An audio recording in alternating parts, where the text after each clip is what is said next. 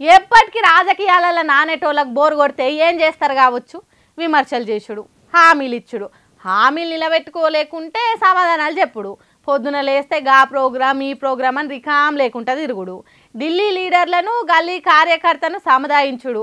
అబ్బో చెప్తుంటే నాకే తలకాయ తిరిగినట్టు అవుతున్నది. ఇక రాజకీయ లీడర్లకు ఇంకెట్లుంటుందో, అంత బిజీగా ఉండే లీడర్లకు ఆటలు ఆడే ఛాన్స్ వస్తూకుంటారా, లగాయించి ఆడతారు. చూడుండ్రి ఎట్లున్నదో తెలంగాణ మంత్రులు ఆడుతున్న కబడ్డీ ఆట. అరే రే అందుకోండ్రి పట్టుండ్రి. మంత్రి వాకిటి శ్రీహరి ఇంకా కొందరు కాంగ్రెస్ లీడర్లు మంత్రి పొన్నం ప్రభాకర్ ఆడుతున్న కబడ్డీ ఆట ఎట్లున్నది. అందరు తెల్ల బట్టలు వేసుకొని కోర్టులకు దిగినరు.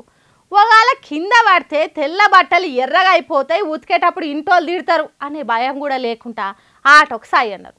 ముందుగా లెవెలో ఖద్దరు కాటన్ బట్టలు వేసుకొని కూతకొచ్చి ఉత్త చేతులతోనే వెళ్ళిపోయిండు. తర్వాత మొగోళ్ళ ఆట నడిమిట్లకు ఎవరో లేడీస్ వచ్చి రావడమే మంత్రి వాకిటి శ్రీహరి మీదనే అటాక్ చేస్తున్నది. మంత్రి సార్ భయపడకుండా వెనకకు జరిగి బార్డర్ గీత దాటిండు. లెక్కకైతే అవుట్ కావాలి, కానీ మంత్రి సార్ కాబట్టి పీక ఊదే పీటీ సారు చూడనట్టు వదిలేసిండు. ఈసారి మంత్రి పొన్నం ప్రభాకర్ సారు చేతులు అటు ఇటు జాపి కబడ్డీ అనుకుంటూ వచ్చిండు. ఇంకో మంత్రి వాకిటి శ్రీహరి గట్టిగా పట్టుకుందాం అనుకున్నాడో ఏమో, అది గమనించిన పొన్నం సారు బుడుబుంగా తీరుగా తప్పించుకొని పోయిండు. ఇగో గిట్లా సాగింది హుస్నాబాద్లో మంత్రుల కబడ్డీ ఆటలు.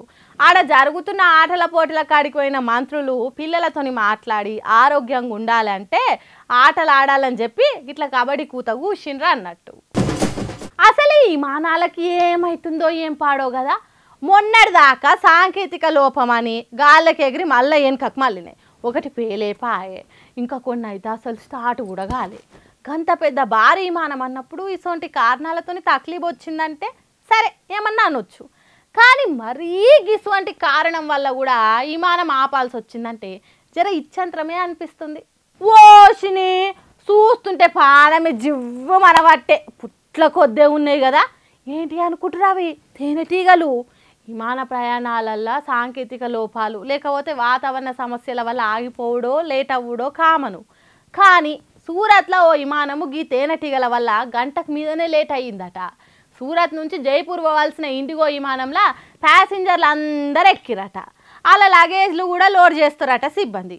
సరిగ్గా అప్పుడే మరి ఏడికెళ్ళి వచ్చినాయో ఏం పాడు, ఇట్లా గుంపు అంతొచ్చి సీదా లగేజ్ డోర్ మీదనే ఆలినాయి. ఇవి చూడంగానే ఫస్ట్ పరిశాన్ అయ్యారట, కానీ తేనెటీగలే కదా పోతాయి అని పొగబెట్టిరట. అయినా కూడా గించు మంతం కూడా కదలలేవట మొండి తేనెటీగలు. ఇక చేసేదేం లేక చూసి యాస్టకొచ్చి ఇంకో దిక్కు లోపలున్న ప్యాసింజర్లు ఏమో లొల్లి పెట్టేసరికి అగ్నిమాపక సిబ్బందిని పిలిపించిరట. ఏంబటే ఫైర్ ఇంజన్ లాగేజ్ డోర్ మీద నీళ్లు ఫుల్ ప్రెషర్తో చల్లేసరికి దెబ్బకే ఎక్కడే ఎగిరిపోయినాయట. దీనివల్ల గంటకు మీదనే లేట్ వెళ్ళిందట విమానము. మళ్ళీ షెడ్ల పేరు ఇట్లా రాగాలని భయపడి తేనెటీగల వల్లనే ఆలస్యమైందని మేమైతే అన్ని ప్రామాణిక ప్రోటోకాల్స్ పాటించిన తర్వాతనే విమానాన్ని నడిపినామని రాసుకొచ్చింది ఇండిగో సంస్థ. ఇక దీని మీద రకరకాలుగా మాట్లాడబట్టిరు నెటి జనాలంతా.